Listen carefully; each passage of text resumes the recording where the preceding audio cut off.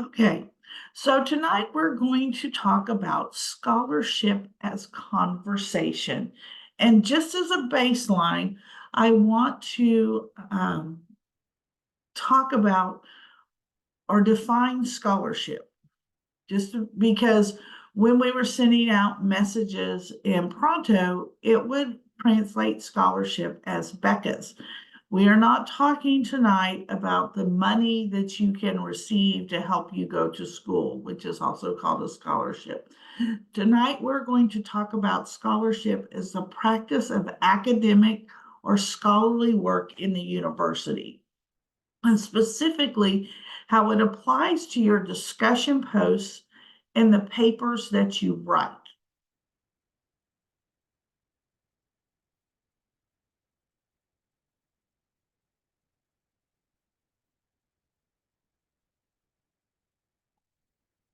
At the university level, there are 6 key, what are often called frames or components that impact or guide how we think about research and writing. And you as a student do not always hear about these things, but as your librarian and or a professor, someone who's helping you, this is something that all universities pay attention to. And I want to talk about it using the terms we use in the background today at the university level for assessing your skills in writing, assessing your knowledge of how to put together a paper or how to do research. And I think it's helpful to understand these things, and we're going to focus on scholarship as conversation because these are some of the things your professors are thinking about when they grade your papers. And it's why we use Turabian and theology when you're doing your citations. It's not just something I make up as your librarian or your professor makes up or the university makes up. This is something that is done across all universities, and these are the way we talk about it in the background. And so I want you to see how that impacts what we do when we work together. Okay, so another term for these 6 frames or concepts you see on your screen is called information literacy skills. Okay, and it's not about so much your ability to read or to write, which just those basic skills, but how you pull together information. Okay, the all of these 6 frames are of equal value in your writing. And so I've listed them alphabetically, but then we're going to go back and go into detail on the 5th one, scholarship as conversation. But authority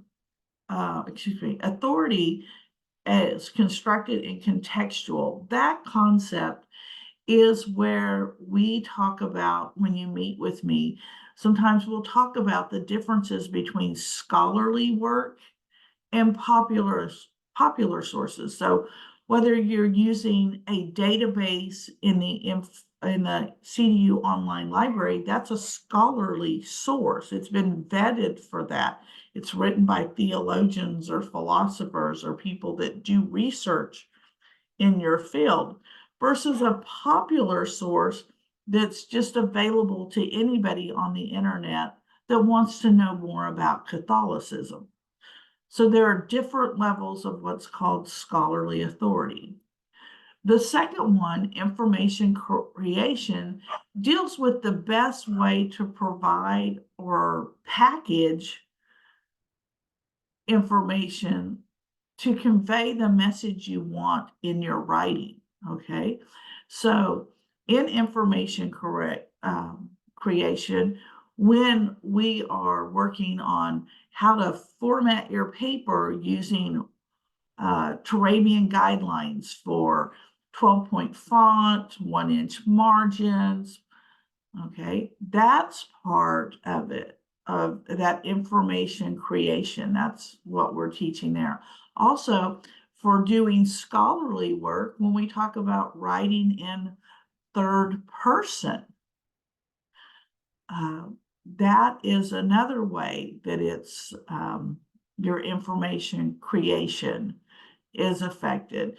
And it can be also understanding how to answer an essay question, the difference between answering an essay question versus how you answer a discussion post versus how you would write your paper. All of those are different means of information creation, and how you write in them will be different. Okay. Information has value. That frame is to understand that all information today is a commodity. Okay. And as a commodity in the, sorry, I'm just letting someone in the door. As a commodity, the information in the databases in the library have financial value. Okay, we pay for access to those. That helps pay stipends to the people who write it, and to the help fund the organizations that put all that together and make that available on the internet. But also, it information has value as a means of education, a means of influence, negotiation, and just as how we understand the world. So how we write reflects how we understand that is a value. And then many of you have met with me for research. And so research is inquiry. We don't just, that's why I get a lot of questions from people that say, I'm going to write about topic XYZ. Will you give me the best sources to write my paper? I can't give you any sources. I can help you decide and locate what might be the right sources for your paper. I can give you the means, but to do proper research as an inquiry, we develop questions, and then you don't just sometimes you have to synthesize the information that you found from a variety of sources in order to find that answer to your question. So it also involves analyzing and interpreting information when you get ready to write your paper. And then searching, I'm going to skip ahead to searching as strategic exploration. We do that also in the research meetings that you have with me. We do it, we plan an attack. We come up with a research question. We look for tertiary sources that give us a broad overview of our topic. We look at secondary sources that show what scholars have had to say about primary sources, which are the direct evidence of what a person, place, or group of people thought at a particular time of history. And so we bring all of those together in our writing. So these are things that you're doing in the background, and you probably don't even know that you're doing them. And but today we're going to focus on scholarship as a conversation. Okay, and that is when you're doing your research, listening to a lot of different voices and understanding there's a lot of different people who have a lot of things to say. And when you write, you're actually stepping into that community of scholars. You're becoming part of that conversation. And so the importance and the impact that happens when you provide, include lots of different voices, including minority voices or voices that do not necessarily agree with you. So the next thing we're going to do, I'm going to launch another poll here and get some information from you.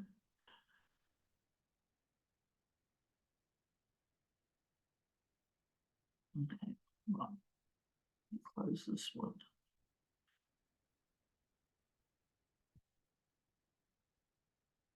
I'm going to bring up the old poll. Bear with me just a minute. Polls. Because I'm going to have to share these results. Stop sharing. And then close it again.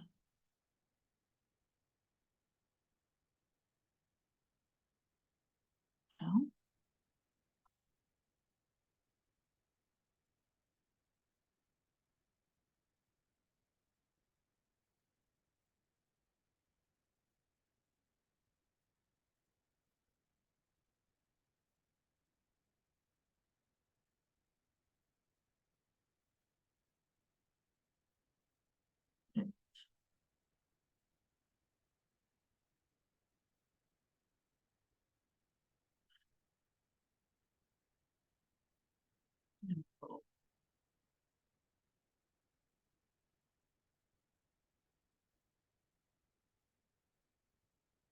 Oh, there, I found it back.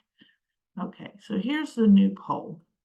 And if everyone could take it, it's on a scale of 0 to 4. If you could answer how often you do these things in your papers or your discussion posts.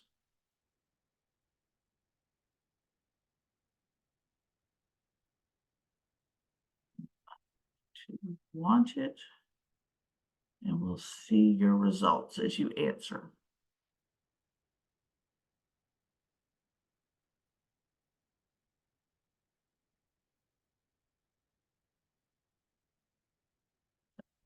The first question is always cite the contributing work of others in my discussion posts or papers. Do you never do that? Or do you always do that? Or are you somewhere in the middle? So, and on the second questions is in your discussions and papers, do you incorporate a variety of authors and evaluate their contribution to their field of study?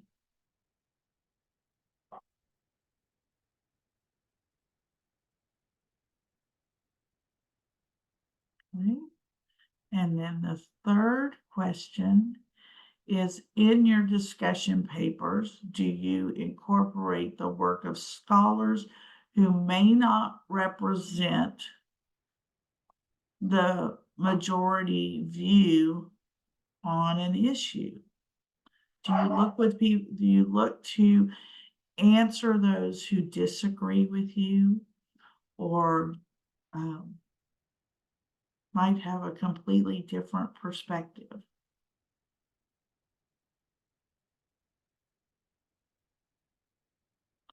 And if you have any question about the questions on the poll, since not everyone has answered yet, please let me know.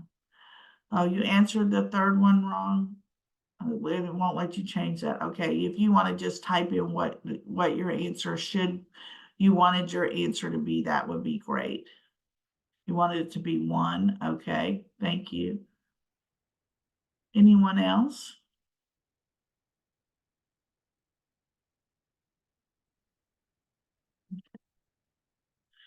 But we have 5 people on board, and Nora still may not be able to hear to understand what's going on. So if anybody else hasn't answered the poll, if you could go ahead and do so. So we should have 1, 2, 3, 4 answers, hopefully.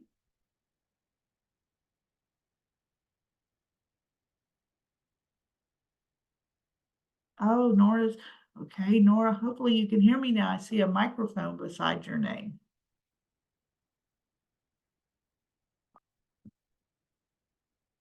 Okay.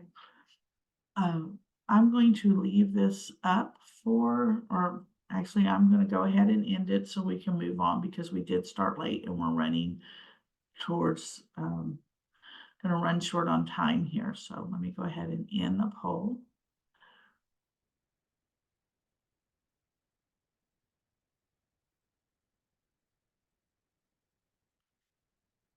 And my screen back up.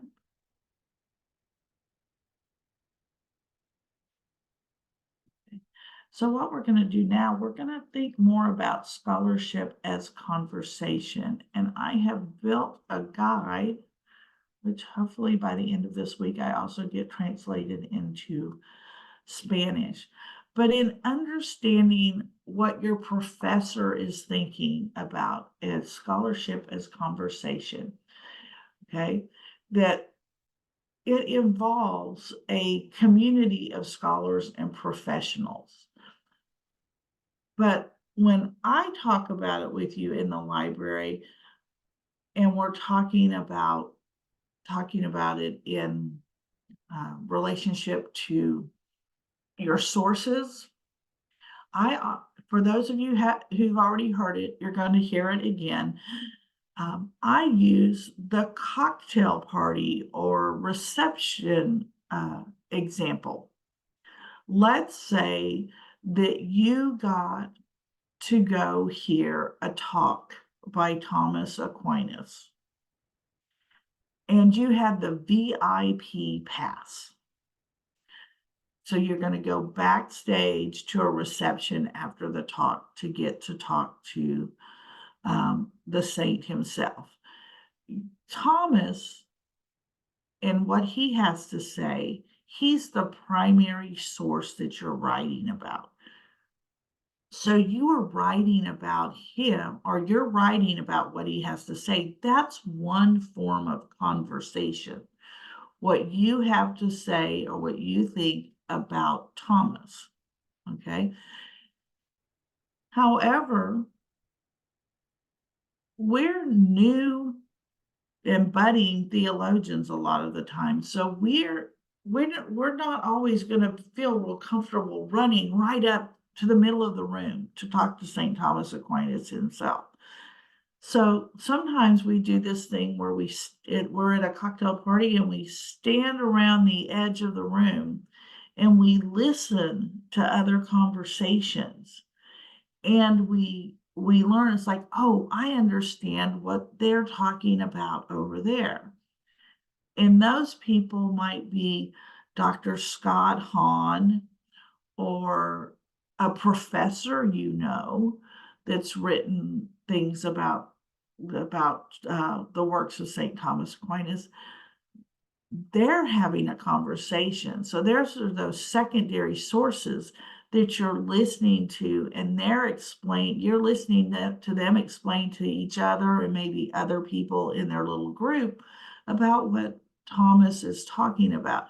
So you're able to go into that group and feel comfortable and then talk about what they told you about Thomas.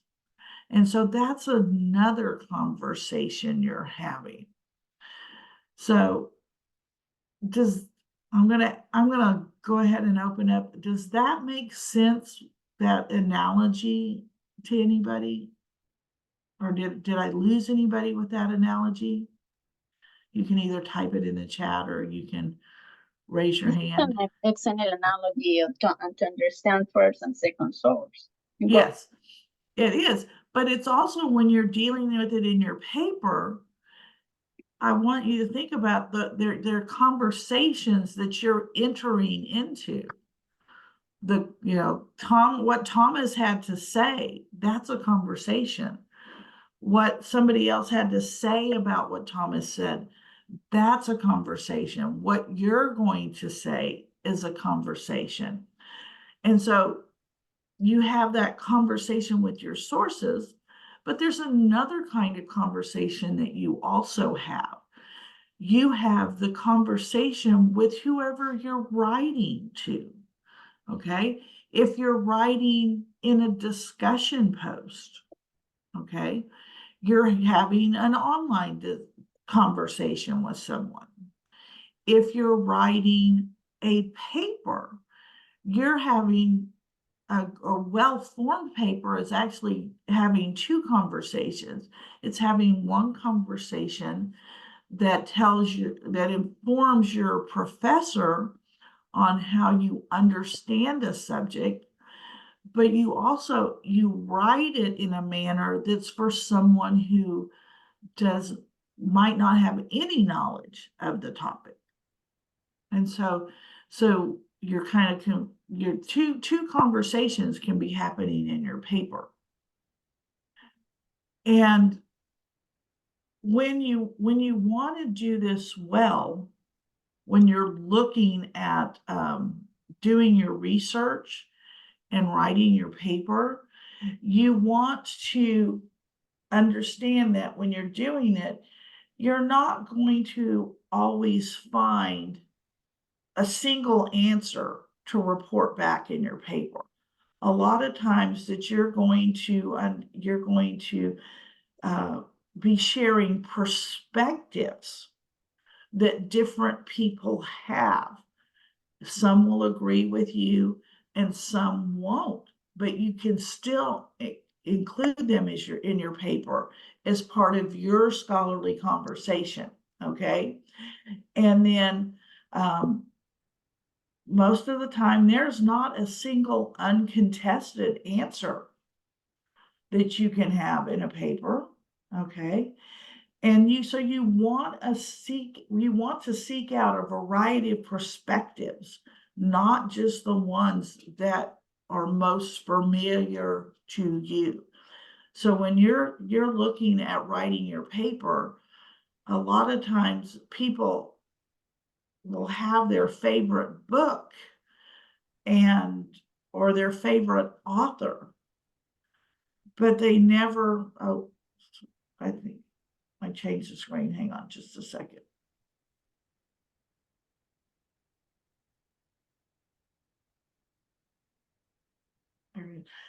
So you want to, if you want to grow and show your growth in a conversation, you want to learn to engage with authors you're not familiar with, perspectives you might not agree with, okay? And then it's also important to know that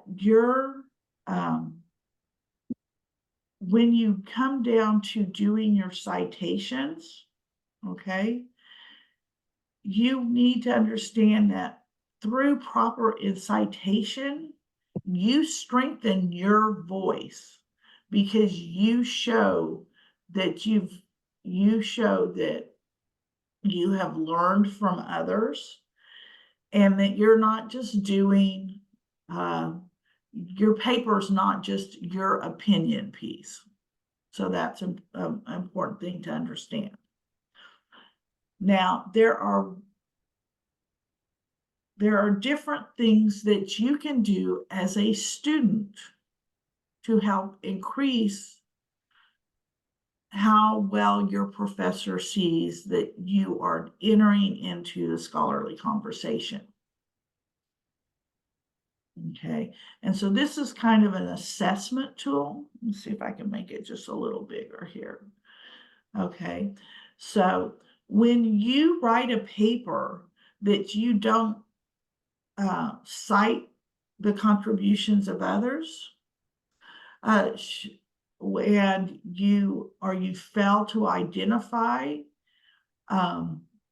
others who their thoughts informs your work, okay, your professor is going to mark your paper down because you haven't developed that understanding of knowledge scholarship as conversation. And so they're going to consider that as like undeveloped. And that's why they can be so particular about it, because in so many ways, nothing new is new in this world. And so very seldom do we have original thoughts we're sharing the thoughts and synthesizing the thoughts of other people, okay? When you're developing, but you still have a ways to go, okay? You know you have to cite it, but you need help on how to cite your work, okay?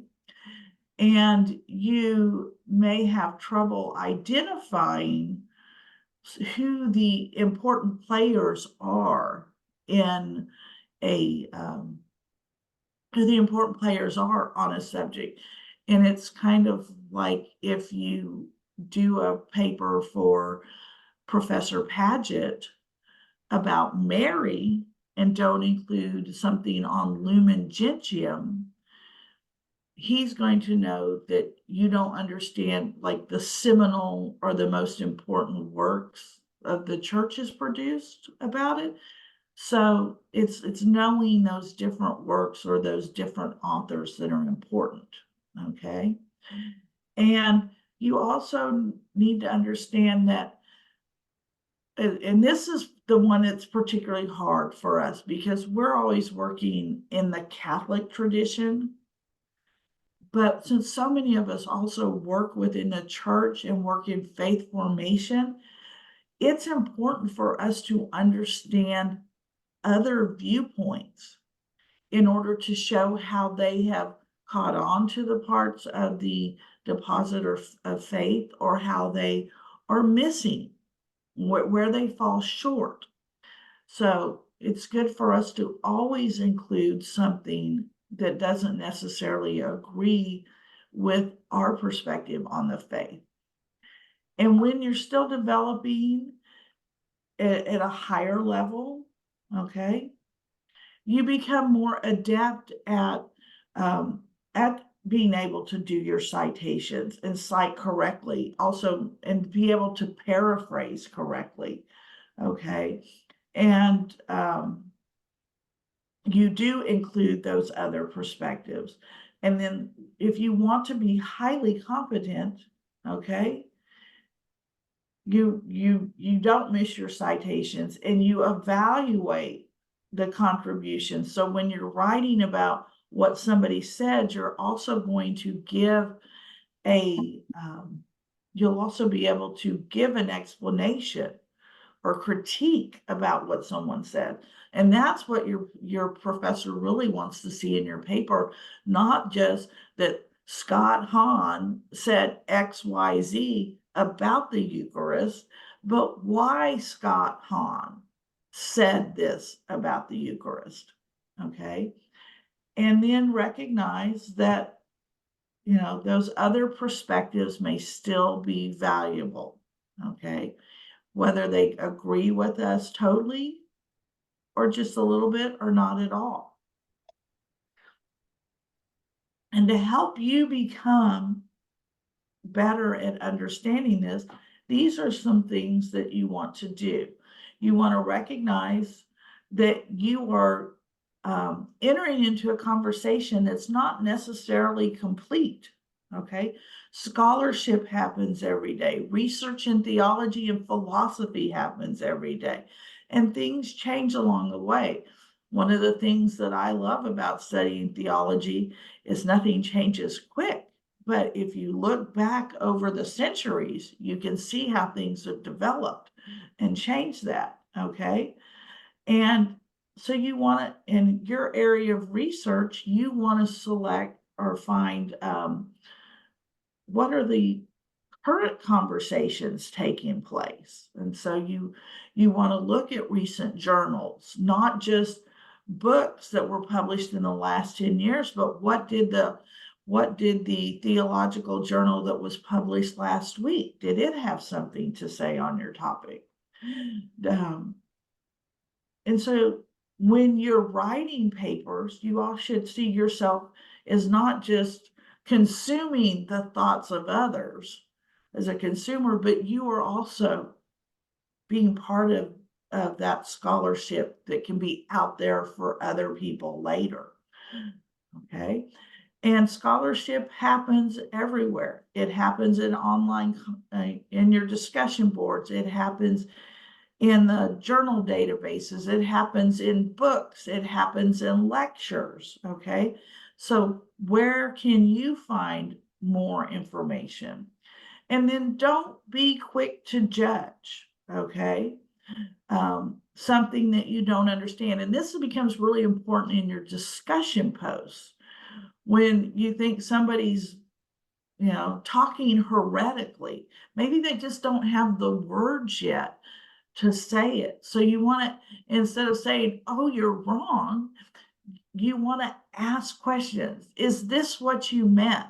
Okay. And you also want to not just read something and quote it if you haven't already looked.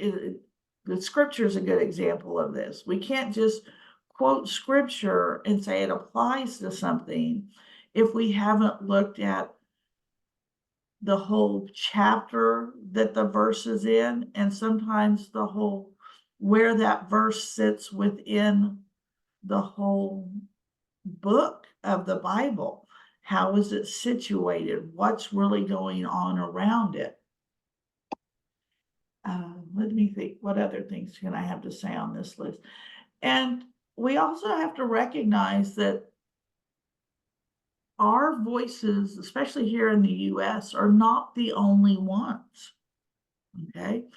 That's one of the things I love about the Atla Religion database. It has journals from all around the world. So it has a lot of emerging thoughts and considerations coming out of Africa, out of Latin America, out of India, and China and Korea. So those voices get that opportunity to be heard. Go to the next slide.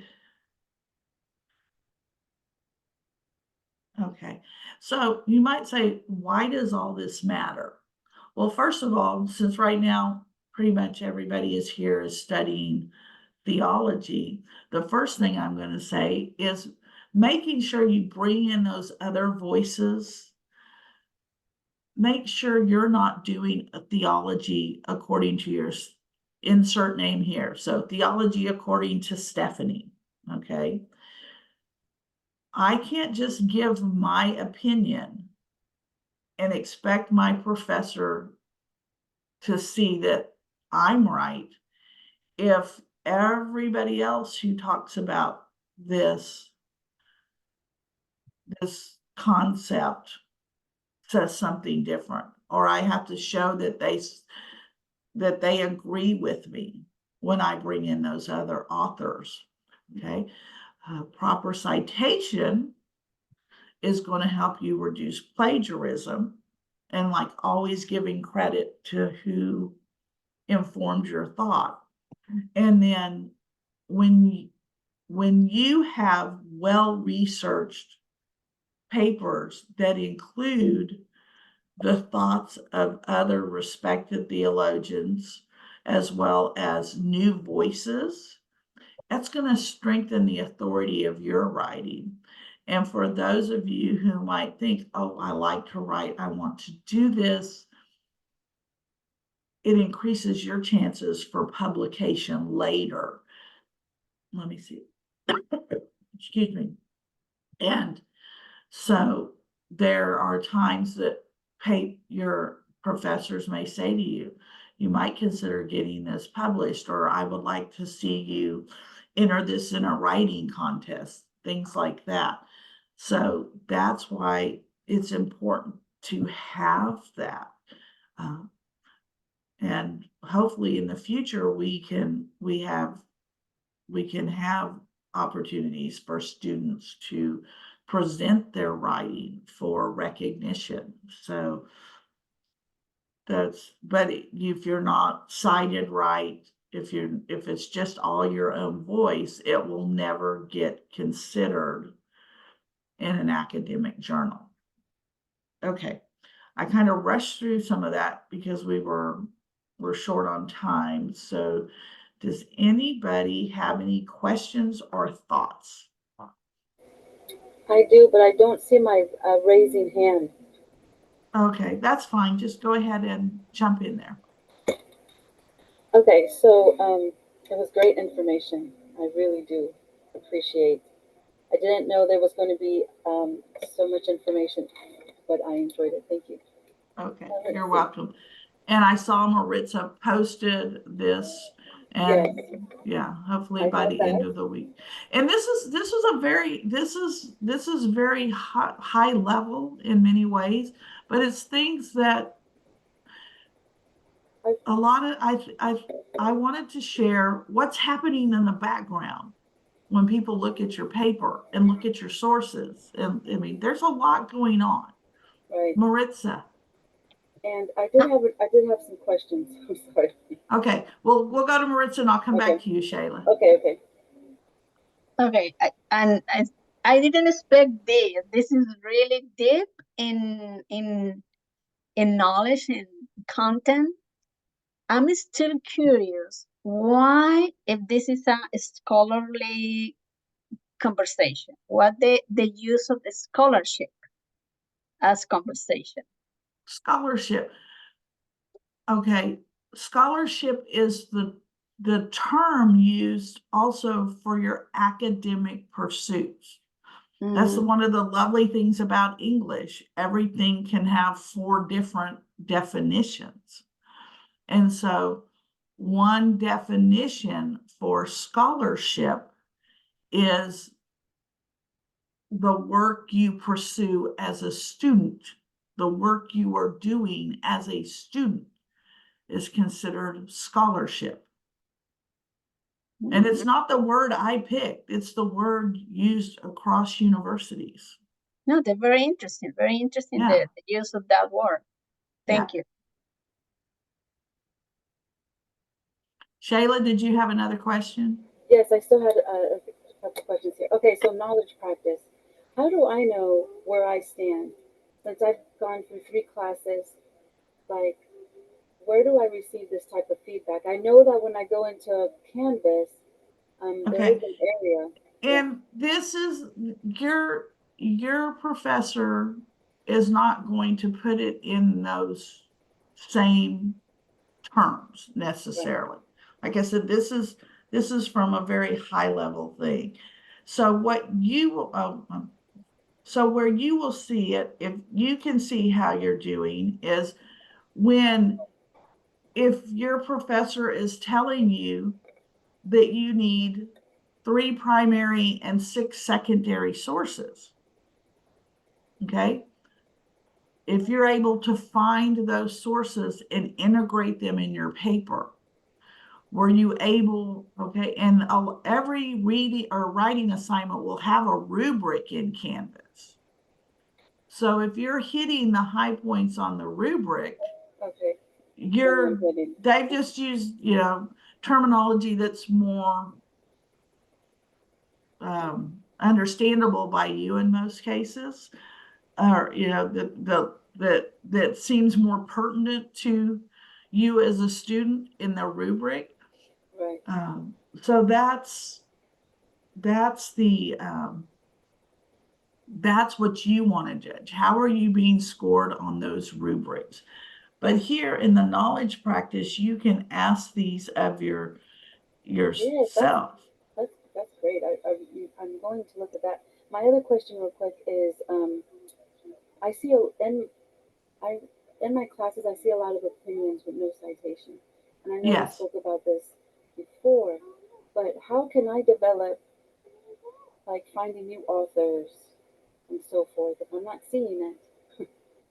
And I know the only way I do find new authors is when I write the paper, or I'm trying to find specific information to add to my discussions, but Right. I'm not Well, seeing it it very could much. be okay. So when you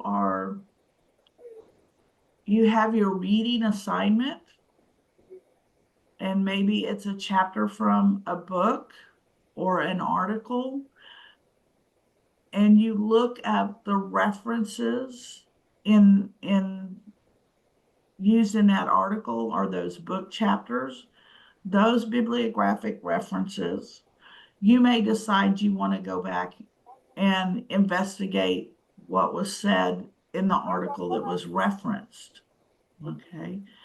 So that's a way of finding. When we do research or when we do searching for articles, and sometimes the most important thing we find is from their bibliography or from their footnotes, a lead to another article, Yeah. which is more useful.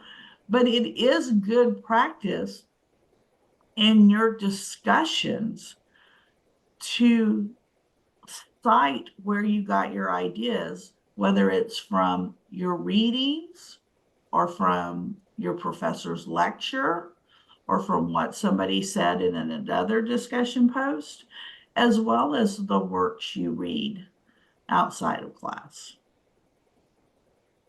Okay. And you said that we should. That's for when we are let's see, how can I say this? So when we write a discussion and someone comments on it, it should be ours. We should, as a scholarship, as conversation, be replying to them as well. Yes. Okay. Yes, and that's why you're a lot of times in your discussion assignments, it will say, write your post and then respond to others. Yes. And when you don't understand why somebody said something, or you feel that, yeah, I've read that verse of scripture, but I've always heard it interpreted as differently, instead of saying, I don't agree with you, you can have a much nicer conversation and more in depth by saying, that's a really interesting point of view. Where did you read that? If they didn't cite, or how did you see it? How did you come up with that? If the verse before it and the verse after it says something different. And so you're showing that you're not just challenging what they say, but you've read and you've thought about what they're saying. And you're giving them the opportunity to explain further. Thank you. Okay. Anybody else? I know this was very very different probably than anybody expected, but it's something you're doing and you don't even realize it. So we're trying to help you my goal is to help you get stronger at having these conversations within your paper. And I think I mentioned earlier, when you think of this scholarship as conversation, it means you don't write a paper that's just a list of quotes or paraphrases from the sources you read, but you interrogate those sources, you question them, you give evidence to support what you quoted, or synthesize why this is important to your thoughts.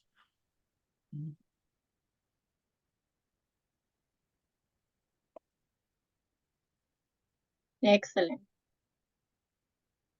Okay. It's so quiet out there tonight. As you mentioned, we are doing this without knowing really. Yeah, you don't. Yeah, you're doing it already, and the goal is to move to do it. And this is where Shayla asked. Oh, it's not a. That's good. Where Shayla asked, I don't see this on the rubric. Well, let's say you get a paper that you thought you did better on than you got the grade. Well, you can go back and you can look at the rubric, and if you don't see what you can see where you didn't come or where you didn't, you weren't aligned with the rubric, or maybe didn't, weren't as thorough as the professor wanted you to be. But the other thing you can do is you can look over here and you can ask yourself these three, do I meet these three things? Where does my paper demonstrate? Does my paper demonstrate everything over here in highly competent? So it's just another way of looking at how you're going to turn in the best written work that you can. But I think it's important to start thinking about it, not just in your paper, but in your discussion posts as well.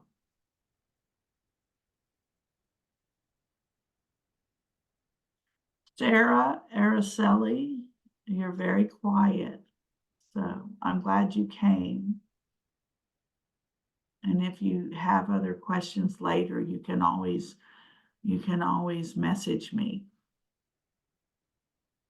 Okay, I'm gonna go. And I'm gonna remind y'all that I don't know what happened to Dr. Weena Isabel today, but she will be joining us on February 1st, along with Cindy Stallcup. We'll be in Pronto on the 1st for academic advising. And then that's on Thursday, February 1st. But before that, on January 31st, we are going to, for all the students in the AACST program, and anyone else who wants to join us, but this has really been focused on what the AACST students are doing in their classes right now. We're going to work on taking our reading outline and learn how to create Quizlets and other study guides to help you prepare for your midterm and final exams. And then on February 7th, we'll have discussion night with Dr. Maria Sophia Aguirre, and she is going to do a presentation on creating home and family. So I hope you can join us for those. And for more information or to register to attend the discussion night, you'll find that on the CDU Student Life, in the Student Life course on the first page.